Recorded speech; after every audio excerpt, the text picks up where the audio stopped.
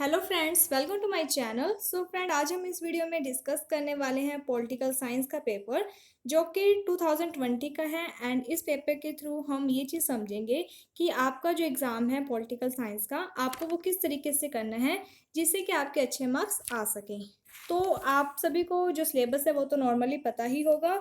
तो इसमें क्या है कि आप ये देख सकते हो कि पिछले साल किस तरीके के क्वेश्चन पूछे गए हैं, जिससे कि इस साल कैसे क्वेश्चन पूछे जा सकते हैं आप इसका आइडिया लगा सकते हो। सो स्टार्ट करते हैं। तो यहाँ पर सबसे पहले आप सभी को पता ही है कि जो पेपर का पैटर्न है वो चेंज हो चुका है। पहले जिस तरीके से लॉन्ग क्वेश्चन ही आते थे, लेकिन अब वेरी शॉर्ट फिर शॉर्ट आते हैं। तो देख लेते हैं। जो वेरी शॉर्ट क्वेश्चन होते हैं उस पर आपको ज़्यादा बर्डन लेने की ज़रूरत नहीं है, क्योंकि अगर आपने लॉन्ग क्वेश्चन है जो वो पढ़े हुए हैं तो उन्हीं के अंदर से शॉर्ट क्वेश्चन पूछे जाते हैं। मेन आपके लिए क्या होना चाहिए कि जो लॉन्ग क्वेश्चन है उनके ऊपर आपकी पकड़ होनी चाहिए। तो जैसे कि जो फर्स्ट यूनिट है वो आपकी क्या है कि संयुक्त राष्ट्र संघ जो संयुक्त राष्ट्र संघ है उससे रिलेट करती है। एंड उसके क्या है कि आगे पार्ट्स हैं, जैसे कि महासभा है, सुरक्षा परिषद है, अंतर्राष्ट्रीय न्यायालय, इस तरीके के हैं। तो बेसिकली अगर क्वेश्चन पूछा भी जाता है तो इसके बीच में से ही पूछा जाएगा। तो आपको क्या करना है कि जो संयुक्त राष्ट्र संघ है उसकी स्थापना कब की गई, कहाँ पर स्थापना की गई है, इसमें कितने देश शामिल हैं और इसके कितने अंग हैं, बेसिक बेसिक जो बातें हैं वो आपको ध्यान देनी है, क्योंकि यही क्वेश्चन आपका लॉन्ग में भी पूछा जाएगा। अगर आपने लॉन्ग में तैयारी की हुई है तो उसी के अंदर से शॉर्ट क्वेश्चन पूछा जा सकता है। जैसे कि यहाँ पर पूछा गया है कि संयुक्त राष्ट्र संघ के जो प्रमुख अंग हैं उनके नाम लिखो। तो यहाँ पर क्या है कि जो दो नंबर का क्वेश्चन होता है उसमें क्या है कि आपको यानी कि जो आंसर है वो 2 या 3 लाइन्स में लिखना होता है। इससे ज़्यादा बड़ा लिखने की ज़रूरत नहीं है। इससे एक तो आपका टाइम है जो वो भी सेव होगा, जो कि आप लॉन्ग क्वेश्चन में लगा सकते हो, क्योंकि लॉन्ग क्वेश्चन में क्या है कि जो नंबर है वो बेसिकली क्या है पेजेस के अकॉर्डिंग दिए जाते हैं। तो आपको मेन बात यहाँ पर ध्यान देनी है।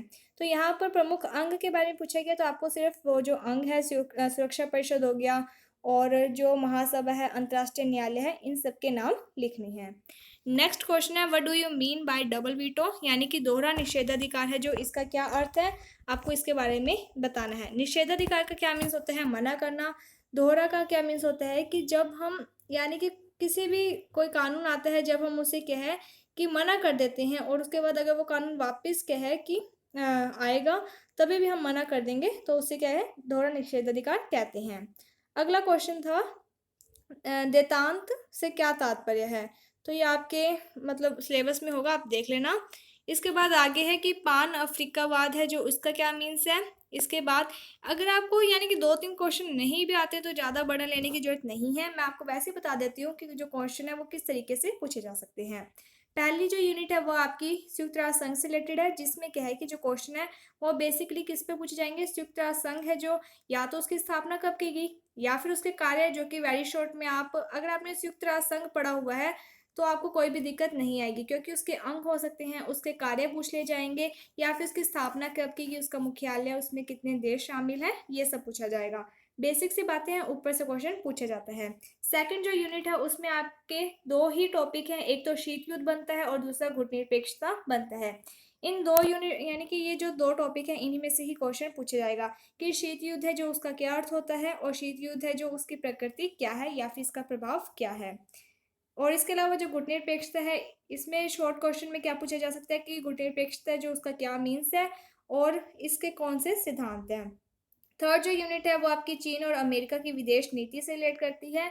तो इसमें क्या है कि आपको ये चीज़ ध्यान देनी है कि जो अमेरिका या फिर जो चीन है उसके आधारभूत सिद्धांत क्या है, कि जो उनकी विदेश नीति है इसमें मेन बात क्या है। जैसे कि जो चीन है उसकी विदेश नीति क्या है, साम्राज्यवादी, अपने राज्य का अधिक से अधिक विस्तार करना। इसी कारण क्या है कि वह दूसरे देशों के साथ लड़ाई झगड़ा करता है एंड उनका जो क्षेत्र होता है उसे अपने क्षेत्र में शामिल कर लेता है।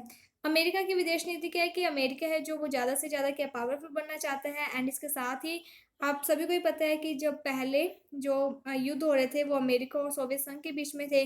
धीरे धीरे जो सोवियत संघ था वो टूट गया था, जिसके कारण अमेरिका ही एक महाशक्ति बनकर रह चुका था, और अमेरिका जो वो अपनी इसी शक्ति को कायम बनाए रखना चाहता है। इसी कारण क्या है कि वो जितने देश है उन सब के साथ क्या है कि एक मित्रतापूर्वक संबंध बनाए रखता है, जिससे कि वो चीन के जितने भी, जैसे कहते हैं ना कि दुश्मन का दुश्मन, तो वही बात है कि जो चीन के दुश्मन जितने भी हैं उनके साथ अच्छे लिंक बनाता है, ताकि वो अपनी जो शक्ति है उसका विस्तार कर सके।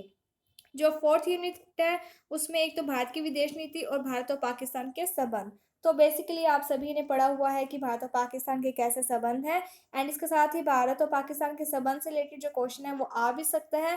और उसके लिए क्या है कि आपको बहुत ही इजी लैंग्वेज में मैं एक नोट्स प्रोवाइड करवा दूंगी। तो उसमें क्या है कि मैं आपको समझाऊंगी नहीं, बस उसमें नोट्स में आपको देख लेना, आप पढ़ के पॉइंट्स के अकॉर्डिंग उसमें आंसर लिखा होगा, जो कि बहुत ज़्यादा इफेक्टिव है और अच्छे मार्क्स भी आपको मिल सकते हैं। और इसके अलावा भारत की विदेश नीति के बारे में पूछा जा सकता है कि जो भारत की विदेश नीति है उसकी क्या विशेषताएं हैं, यही मेन क्वेश्चन बनता है। जो फिफ्थ यूनिट है उसमें क्या है कि या तो निःशस्त्रीकरण क्या होता है ये पूछ लिया जा सकता है। आसियान या सार्क में से आपको ये चीज़ ध्यान देनी है कि पिछले साल कौन सा पूछा गया है। जो पिछले साल पूछा गया है बहुत कम चांस होते हैं वो इस बार भी पूछा जाए, वो अलग बात है कि कभी हमारा बैड लक हो तो पूछा जा सकता है।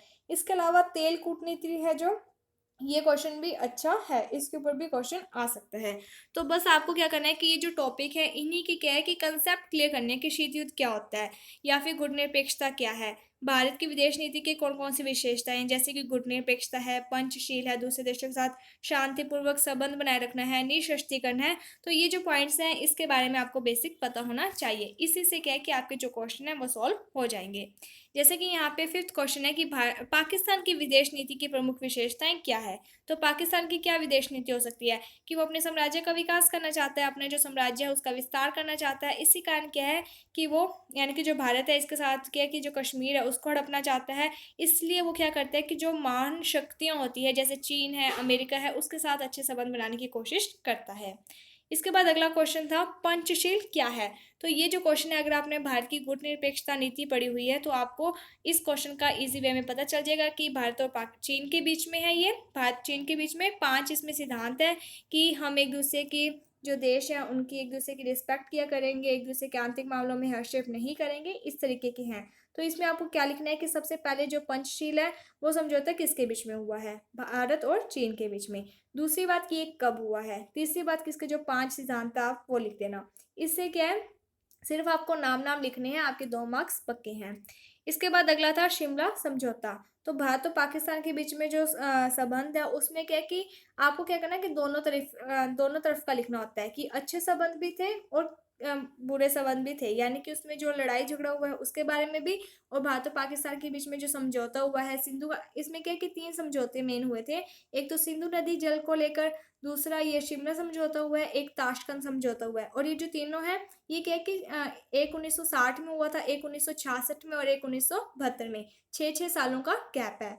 पहले सिंधु नदी जल को लेकर हुआ था 1960 में, देन ताशकंद समझौता हुआ था 1966 में, और उसके बाद शिमला समझौता जो कि 1972 में हुआ था। एंड इसके साथ ही ये समझौता किन के बीच में हुआ है, भारत और पाकिस्तान के बीच में, और इनके जो प्रधानमंत्री उस टाइम कौन थे, बस आपको ये चीज़ बतानी है। और ये समझौता कहाँ पर हुआ है, तो नाम से पता चलता है कि शिमला समझौता, दैट मीन्स कि ये शिमला में हुआ है। उसके बाद अगला क्वेश्चन है कि भारत और बांग्लादेश के संबंध। तो ये जो आपका फोर्थ यूनिट है उसमें क्या है कि भारत के अन्य जो देश है उनके साथ कैसे संबंध है, यानी कि जो पड़ोसी राज्य है उनके साथ कैसे संबंध है। तो बेसिकली हमें ये बात पता है कि वेरी शॉर्ट में ही ये क्वेश्चन मेन पूछे जाते हैं। तो भारत के आप देख लेना कि जो पाकिस्तान है उसके साथ अच्छे संबंध नहीं है, जो चीन है उसके साथ ठीक ठाक संबंध है, कभी अच्छे होते हैं कभी बुरे हो जाते हैं। बांग्लादेश के साथ अच्छे संबंध है, इसके साथ ही जो भूटान है उसके साथ भी अच्छे संबंध है, एंड जो नेपाल है उसके साथ भी अच्छे संबंध हैं। बांग्लादेश के साथ कभी कभी क्या होता है कि संबंधों में थोड़ी प्रॉब्लम हो जाती है, फरक्का जल संधि को लेकर क्या है कि इनके बीच में प्रॉब्लम होती है, लेकिन क्या है कि समय समय पर जो भारत के प्रधानमंत्री है या फिर बांग्लादेश के जो प्रधानमंत्री है वो एक दूसरे के देश में आते हैं और क्या है कि जो संबंध है उसे सुधारने की कोशिश करते हैं। आप ये लिख देना। आपने क्या करना है कि संबंध पूछे जाते हैं अगर वेरी शॉर्ट में, तो आपको क्या करना है कि संबंध अच्छे भी हैं और कभी कभी जैसे एक आधा विवाद आपको पता ही होता है चीन के साथ या फिर बांग्लादेश पाकिस्तान के साथ, पर आप ये लिख देना कि समय समय पर जो प्रधानमंत्री है वो एक दूसरे देश की विदेश यात्राएं करते हैं और क्या है कि एक दूसरे के साथ समझौता करते हैं, जिसके कारण इनके संबंधों में कुछ सुधार होता है। इसके बाद अगला क्वेश्चन था सार्क। तो आपको क्या करना है कि जो सार्क और जो आसियान है इन दोनों की डेफिनेशन आपको याद होनी चाहिए, इससे आपके जो 2 मार्क्स हैं वो पक्के हो जाते हैं। इसके बाद अगला क्वेश्चन था अरब इजराइल जो संघर्ष है उसका क्या कारण है। तो बेसिकली क्या है कि इनके जो क्षेत्र का ही कारण था कि यहाँ पर जो लोग हैं वो, यानी कि क्या है कि वहाँ पर जो लोग रहते थे लेकिन उन लोगों को क्या है वहाँ की नागरिकता नहीं मिली थी इजराइल के हिसाब से। तो बस इनके बीच में क्या है कि भूमि को लेकर विवाद था। तो ये जो क्वेश्चन है वो बेसिकली पूछे जाते हैं। 10 में से आप इजी वे में 7 कर सकते हो, 6-7 क्वेश्चन आप इजी वे में कर सकते हो। अगर 2-3 क्वेश्चन ऊपर नीचे आ भी जाते हैं तब आपको हाइपर होने की टेंशन नहीं है। अगर आप कुछ भी लिखोगे तो 1 मार्क्स आपको मिल ही जाएगा। इसके बाद क्या है कि आपके मतलब 7-7 नंबर के क्वेश्चन आते हैं। तो इसमें क्या करना है कि आपको 2 में से 1 क्वेश्चन करना है। तो अगर आपको क्या करना है कि बेसिकली अगर आप चाहते हो कि आपके अच्छे मार्क्स आएँ, तो बस आपको ये चीज़ ध्यान दे लो कि आप अपनी ये जो संयुक्त राष्ट्र संघ है ये आप अच्छे से तैयार कर लो कि जो संयुक्त राष्ट्र संघ है इसका क्या अर्थ है। आपको कैसे करना है कि आपको पहली बात कि आप जो भी अपना आंसर लिख रहे हो आप वो पॉइंट्स में बनाकर लिखोगे, ठीक है। तो इसमें क्या होता है, पॉइंट्स में बनाकर लिखा, उस पॉइंट को अंडरलाइन किया, एरो का निशान लगाया और नीचे से शुरू किया। इससे एक तो आपके पेजेस भरेंगे, दूसरा आपका जो आंसर है वो इफेक्टिव होगा। सेकंड बात की कब स्थापना की गई है या फिर कितने देश है, ये जो बातें होती हैं इन्हें आप अंडरलाइन कर दो। अगर आप प्रॉपर वे में यानी कि आपको पता है कि इतनी तारीख को इसकी स्थापना हुई थी, इस सन में इसकी स्थापना हुई थी, तो आपको क्या है उसे अंडरलाइन करना है। तो वो क्या है कि पूरी बातें नहीं पढ़ता, वो सिर्फ वही चीज़ें देखता है। बस आपको एक चीज़ ये ध्यान देनी है कि आपको क्या करना है कि संयुक्त राष्ट्र संघ है जो, उसका क्या अर्थ है, कितने उसके अंग हैं, उसके क्या कार्य हैं, तो आपको ये चीज़ देखनी है। क्वेश्चन ये आ सकता है कि संयुक्त राष्ट्र संघ के बारे में आप क्या जानते हो। सबसे पहले आप ये लिख दो कि संयुक्त राष्ट्र संघ है क्या, ठीक है। इसकी स्थापना कब की गई थी, इसकी स्थापना कहाँ पर की गई थी, इसमें कितने देश शामिल हैं। उसके बाद आप लिख दोगे कि इसके कितने अंग हैं।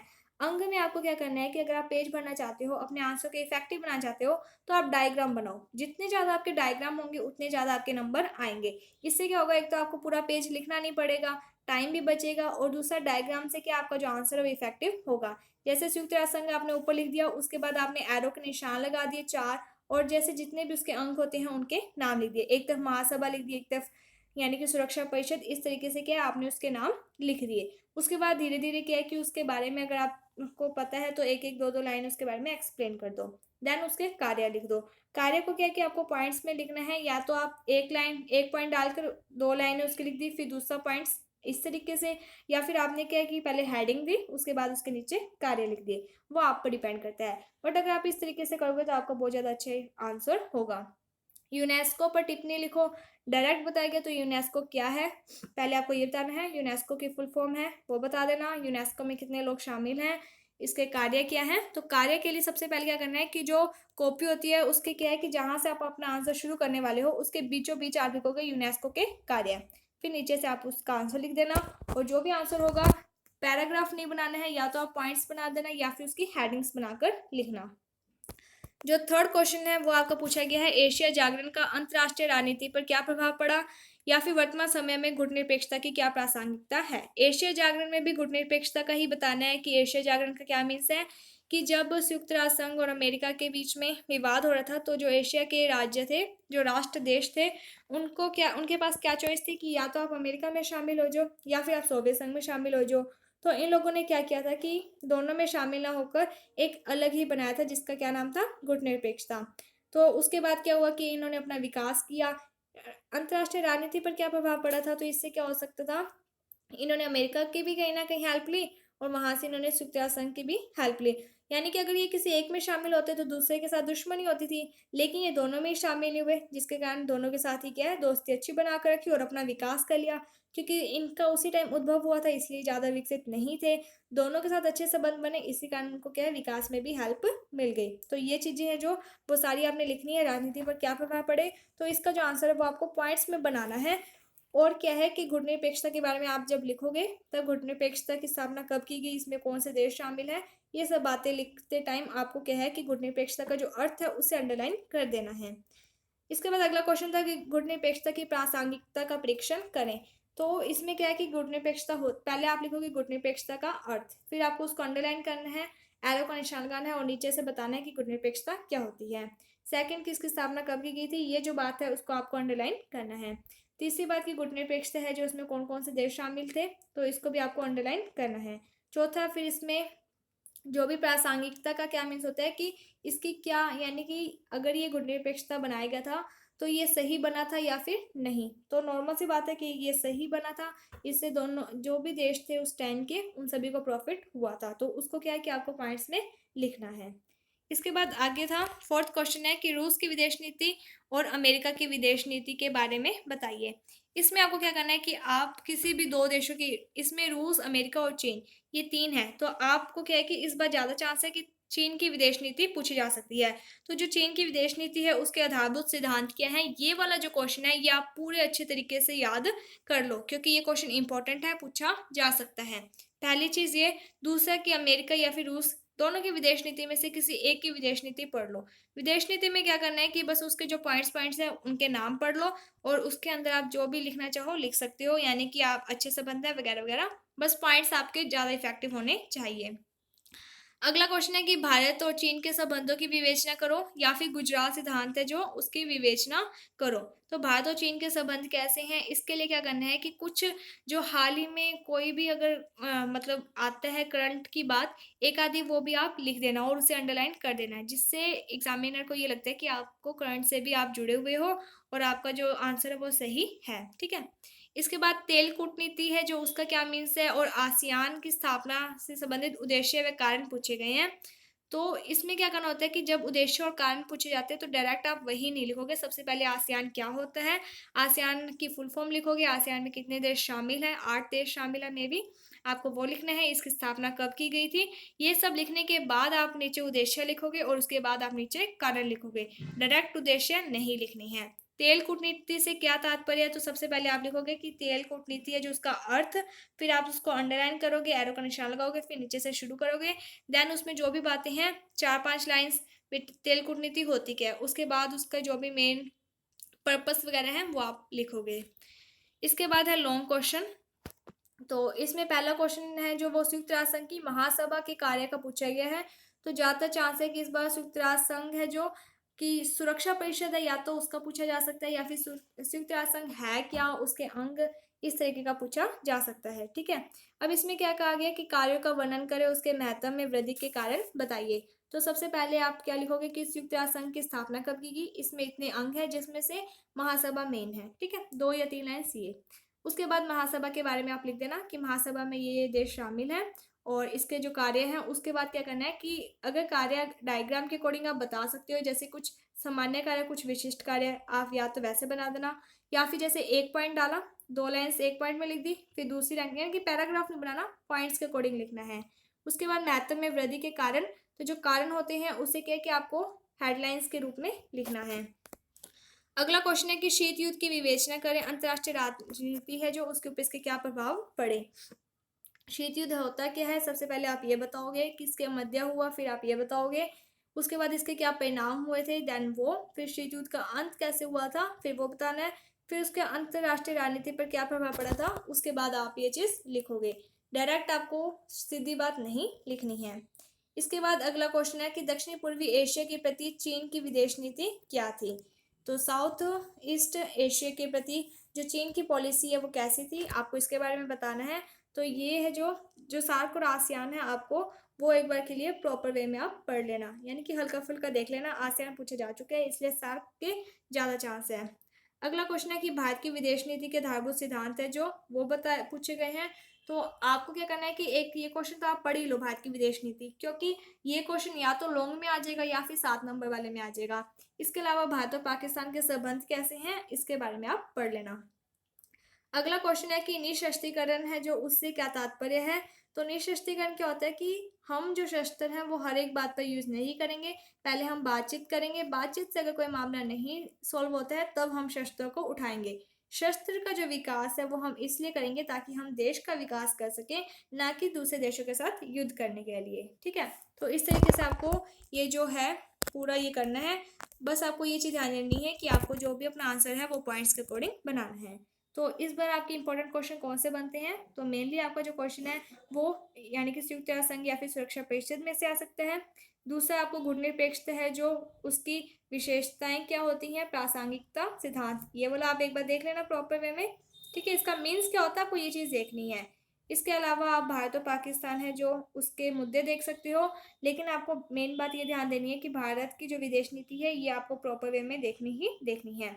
इसके अलावा जो चीन के आधारभूत सिद्धांत है, ये आपका very very very most important question है, ये बहुत ज़्यादा चांस है आने के, आप इसको जरूर अच्छे से तैयार कर लेना। Okay, thank you friends and best of luck for your exam. Thank you.